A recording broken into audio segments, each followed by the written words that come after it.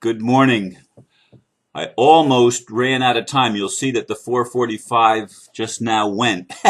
I just made the 4:44. I started messing with the candles. I moved things around, put the red candle in the middle because the other one that I had in the middle was too short, and I lost the time. The time started getting away from me as I was adjusting everything. So anyway, I made it with only a second or two to spare by 4:44. Yeah. Oh dear, I didn't even get to look at myself in the reflection in the camera on the screen. Oh, the title for today, which I didn't even know for sure when I came to the computer what it was going to be at 4 o'clock. When I came out of the meditation room, I was still uncertain what I was supposed to talk about, but it took about 5 minutes before I came up with a title, which is Change is Here, Whether or Not We Like It. And the blurb that I wrote is, oh, how reluctant we humans are to accept change. I experience it myself. Or I said, I know I experience it myself. And from what I'm getting, beings from other dimensions of reality are often confused as they witness humans dealing with change through resistance. In their consciousness, there is very little change and very little of what we call polarity. They don't even have egos, as we know the ego. They would never question source, as we do. That's a totally foreign concept to them, but not to us. And I'm told, as many of us have been, that Source operates on Earth with a non-interference rule.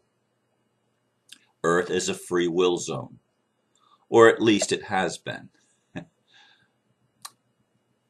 Is it possible that with the new energies, that rule may be modified a bit? I'm not sure, but my sense is that we are, in a way, going to get this dance and accept the changes, whether or not we like it. Source wants us to experience the other side of creation. We've seen the fear side. Now we're moving into the love side. That will change everything.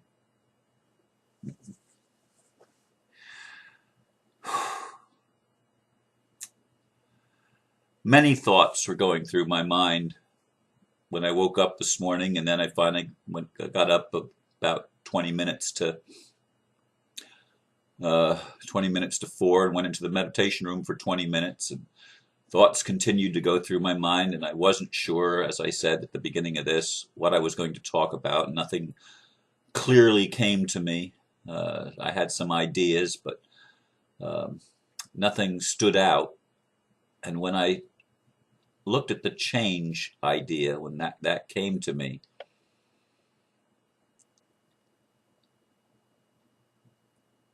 I resisted. Because there's some things that I want to include in this idea of change that I don't know if I'm allowed to yet. And by allowed, I mean a lot of this thinking has come because of my conversations with Gina. And Gina remembers the ET part. She often feels like she's an ET that has been dropped here on Earth, and she doesn't understand oftentimes how humans can be the way they are. Why can't they just accept what Source gives them? Why do they have to resist? Why do they have to have so much ego?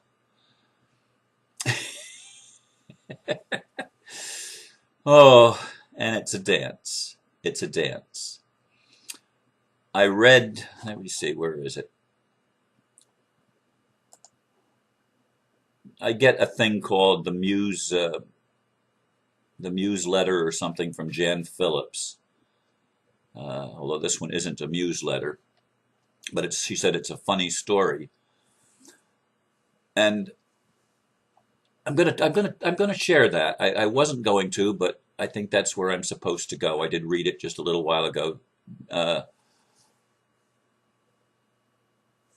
Jon Stewart, on the Jon Stewart show, he interviewed Jesus, and that was a while back, and it was posted on the Huffington Post blog.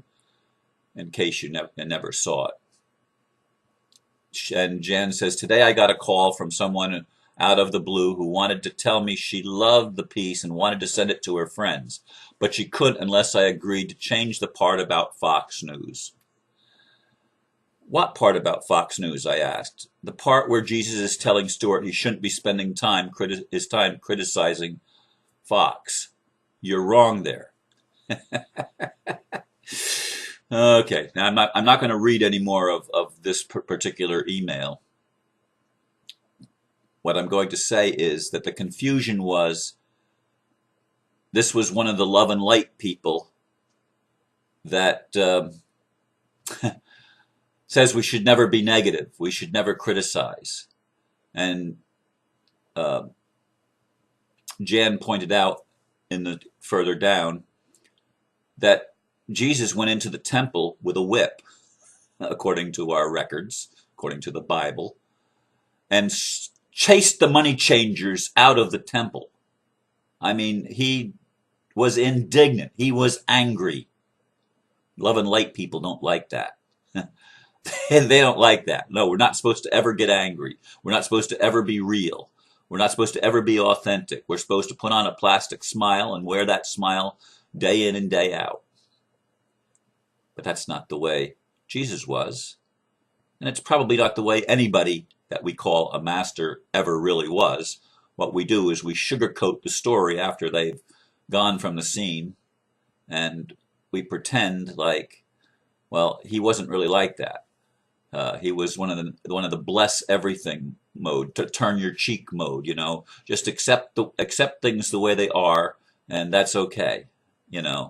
It's everything is exactly how it's supposed to be. Pardon me. It's supposed to be that we're killing each other. It's supposed to be that a small handful of people get rich at everybody else's expense and live high on the hog while everyone else suffers. And even while they suffer, but they have a different kind of suffering than the rest of us.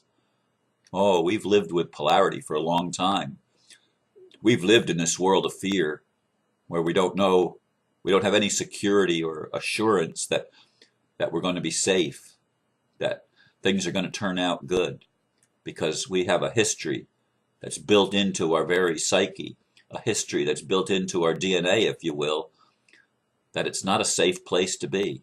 I mean, if it isn't wild animals coming after us, it's some deranged psychopath that wants to steal everything we have, and they're living in the lap of luxury from our perspective.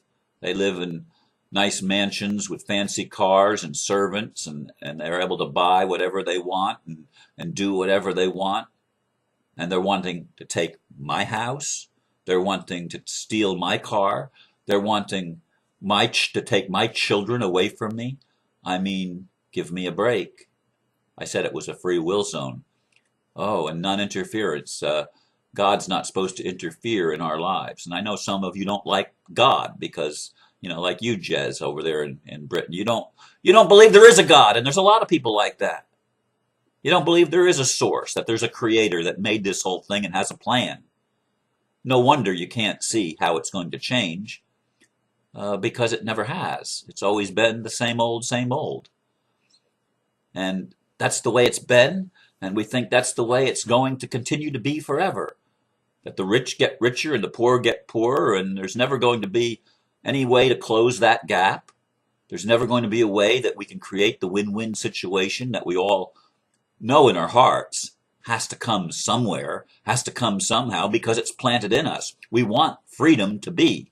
We all know that. Even Jez, even the atheists, they want freedom. Yeah, we all do. We want the freedom to be. But we don't want to make the changes in ourself that will allow us to be, which is why Spirit did this divine setup with Gina to bring her into my world, then to take her away, then to bring her back again. Because it's a divine setup. Because she has pieces of the puzzle that I don't have. But I learned yesterday, I have pieces of the puzzle that she doesn't have.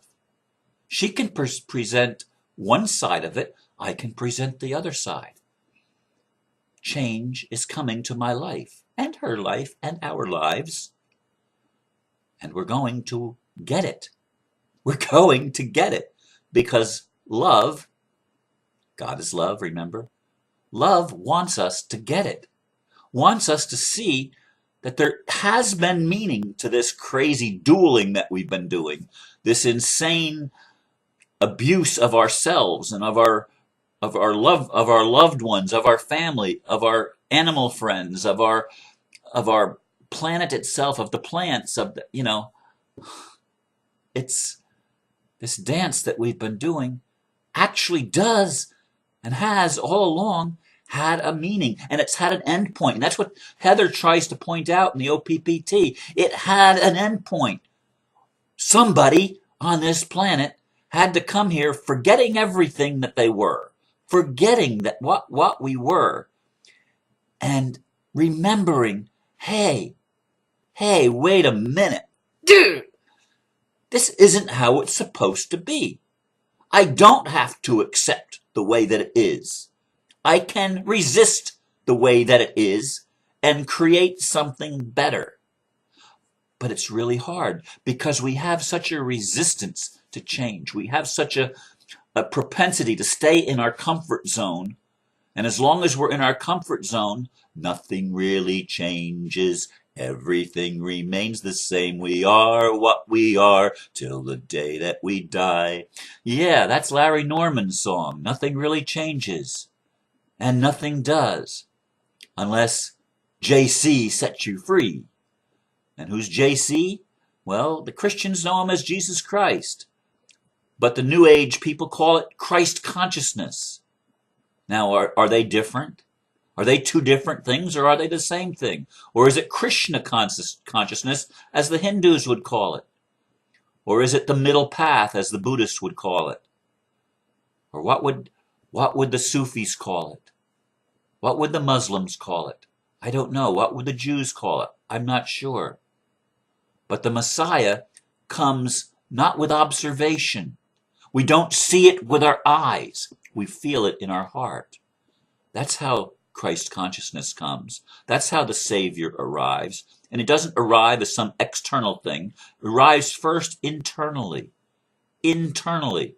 Till enough of us get the internal part that we can co-create the external part that everybody's going to see. Because some people are never going to allow the changes to take place inside of them.